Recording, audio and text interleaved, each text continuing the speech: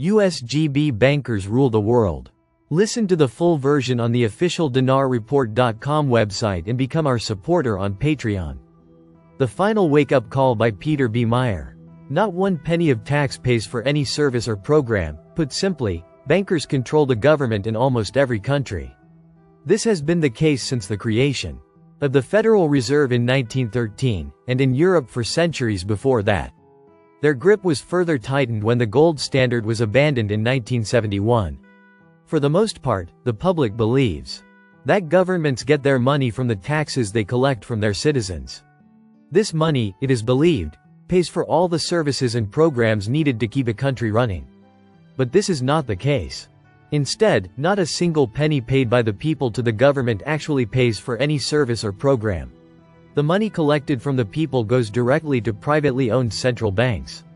This is how central banks actually work.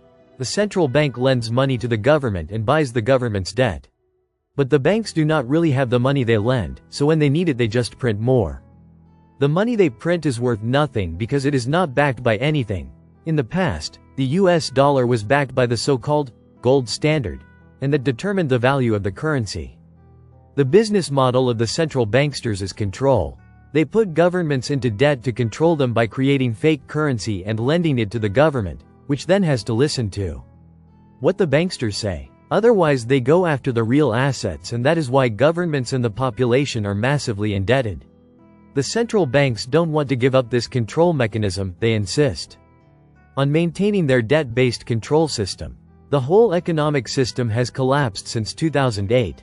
The banks created an illusion to make everyone believe that the economy had recovered, but as is now known and seen by many, it did not.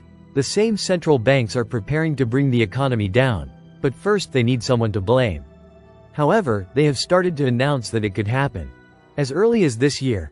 Designed for tampering, pre-programmed for manipulation and deception, the average citizen has been programmed to trust the government. It starts with their primary school civics books and continues through college courses in political science, where young people are pre-programmed to be susceptible to manipulation and deception. Sure, everyone knows that governments make mistakes and are occasionally inept, but the average person actually believes that government is their friend. That's why they're perfectly willing to give up privacy for convenience. They think their interests are in the hands of competent, well-meaning people. But that's not the case at all. The government is an entity with its own interests. It's like a parasite or a predator that feeds on society as a whole. This trend is likely to continue until there's a crisis. Dysfunctional banks. The present banking system is very dysfunctional. It's politicized and distorted, while today's too big to fail institutions are already effectively twisted arms of the state. These are horrendous practices. They are made possible by paying mega millions to management and socializing the losses. The central bank became everyone's bank. Banks have historically provided two financial services: the storage and the intermediation of money.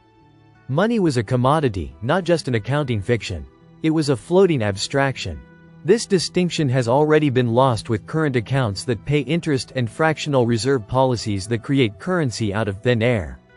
But people would really be living in dreamland if the central bank really did become everyone's bank. Right now, the central bank has total control over interest rates and all lending policies, without any competition. A double transformation. To deal with the mounting debt and the printing of money to pay for dozens of new social programs, President Franklin D. Roosevelt made two extraordinary changes to the financial system in 1933. First, he closed the banks for 4 days and forced Americans to turn in and exchange every ounce of gold they owned for $20.67 in paper money. Then the government raised the price of gold, wiping out 69% of the savings of anyone who played by the rules. But that was just the beginning. Roosevelt also removed the gold clause from all contracts, including loans, bonds, and other financial instruments. At the time, people were worried that the government might inflate away the value of their money. So they added a gold clause, which said that repayments could be required to be made in gold. These gold clauses were included in government loans, bank deposits, insurance policies, and other private contracts.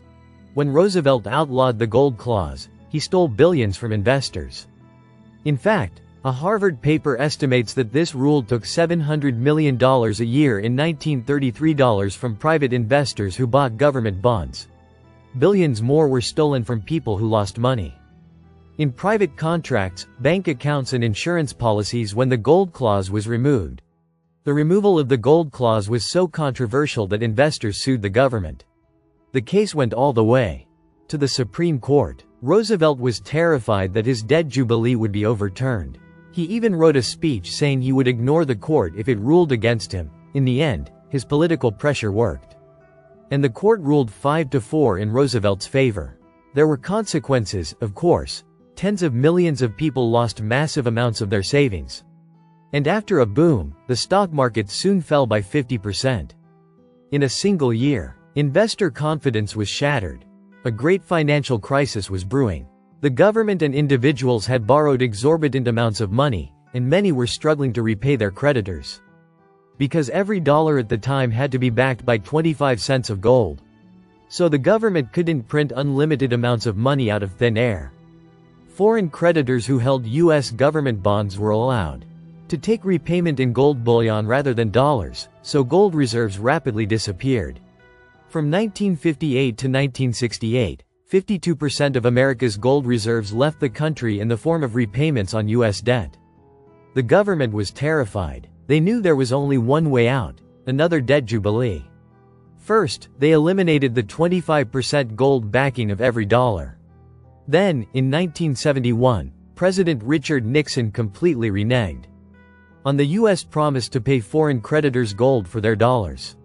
It was the Federal Reserve that created the post-1971 fake dollar when Nixon cut the dollar's last link to gold. And it was this fake dollar that turned America from the world's largest creditor to the world's largest debtor, and from the world's largest trade surplus to the world's largest trade deficit. This reversal destroyed breadwinner jobs, leaving the baby boomer generation with declining real incomes, part-time jobs and no surpluses to save. Finally, it was the Fed with its ultra-low, below-inflation interest rates that made saving money uncool, unprofitable and unnecessary. The question is, how will larger deficits reduce the national debt? How will spending real resources on phony wars make people safer or better off? Clearly this will end in chaos if nothing is done to stop it. The central banks have kept the system going longer in order to bring the world into the one world government. For the same reason, all countries must be equally brought down to the lowest standard of living in order to create a level playing field for integration into the New World Order system. Fortunately, the cabal's obscure plans were interrupted by the election of Trump. Their plans began to fall apart when Hillary was not elected. Fake evidence: people should be wary of fabricated evidence of any kind, even more so after what is seen in recent decades. A case in point is the monstrous lies and massive distortions that accompanied the reckless claim that Iraq had weapons of mass destruction. If you are not yet convinced of who and how the world has been manipulated for hundreds of years, take the time to watch this educational. Listen to the full version on the official dinarreport.com website and become our supporter on Patreon. Source: Dinar Recaps.